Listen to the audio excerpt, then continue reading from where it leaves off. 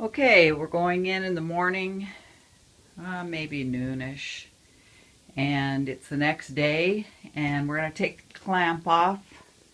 I clamped up a little area that came loose that was old gluing, cleaned it up real good, took the glue out, and I put some Titebond in.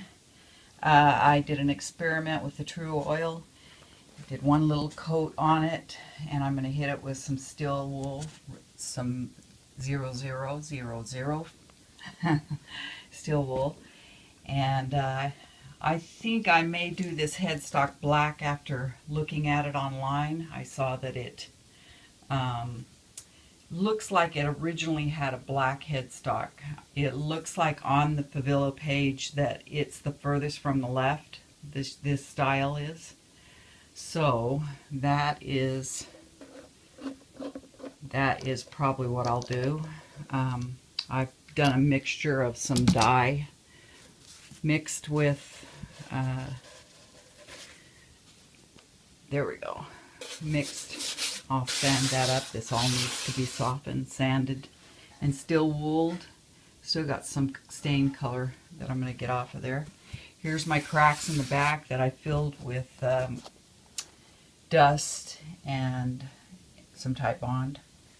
The hole in the center that somebody did right here to hang it from a nail, that turned out really well. Okay, now the bridges right here. Last night I kept myself busy. This was the original. I bought two of them. This was the original size, and I sanded it down to this size because that is the size that fits exactly on the mark of the Favilla. It's not exactly the way that they were. In fact, they look like they had ebony, and so I may end up, and I made out of an old saddle. I made a nut for it because the new style nuts were just enormous on it. So so anyway, I may take this out, this bone nut, and out of the rest of what was left over of this saddle, I may make myself a new one, a new little saddle right in there. But that's a lot of work, but knowing me, I probably will do it. So happy with the inside, got it all out. You wouldn't believe what I had to do, and that this thing stayed together is just a testament to how well they made these. Whoever had this before did this sanding right here on the fretboard. Not real happy with the way that looks. Hopefully when I oil it you won't notice that so much. I took my little Dremel tool and made just a little area to clean that up. If you don't have a Dremel, you would love it. They're the most fun. You'll find all kinds of projects to do with the Dremel tool. Also, I think everybody who has a ukulele should have a diamond head, or a diamond, I think they're called a diamond cut file. That was a cheap one I got on Amazon. I've used that more than I can tell you.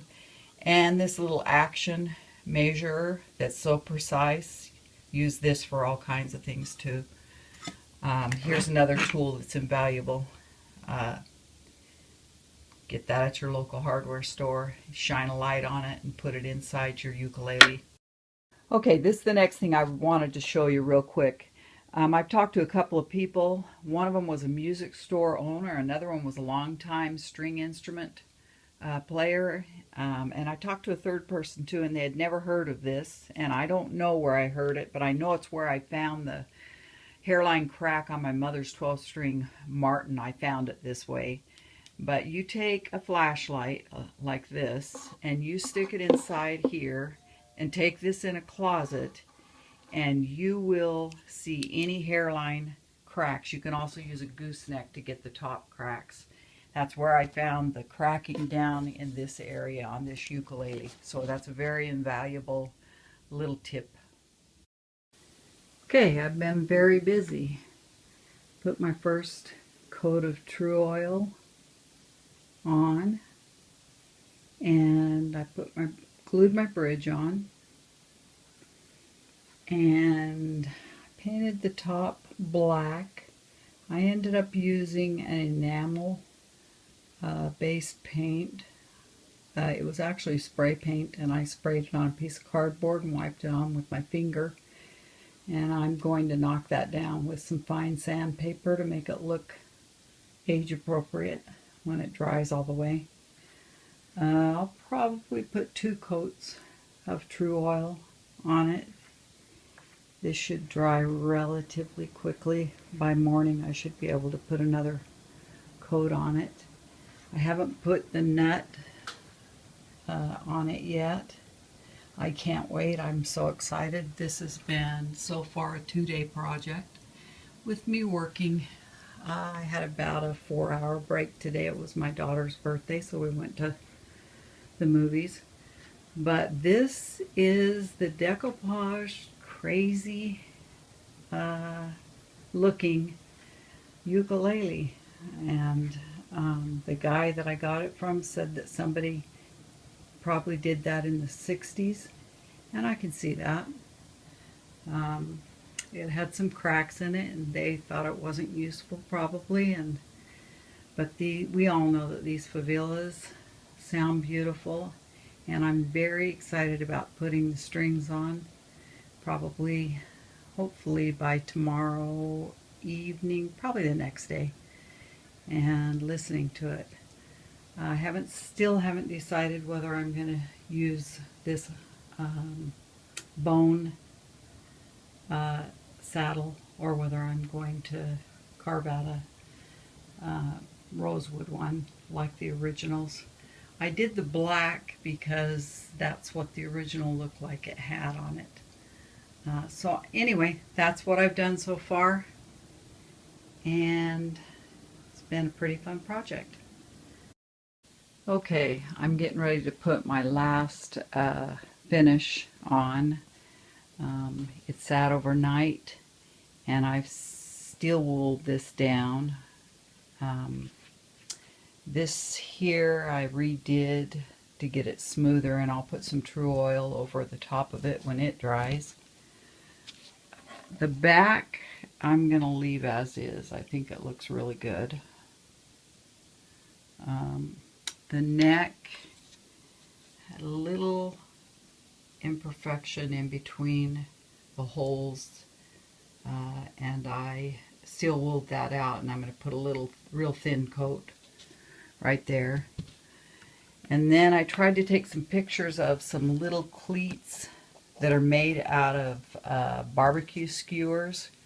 They're just teeny tiny ones because these don't have fretboards, and you can see the beginnings of some cracks along here and along here.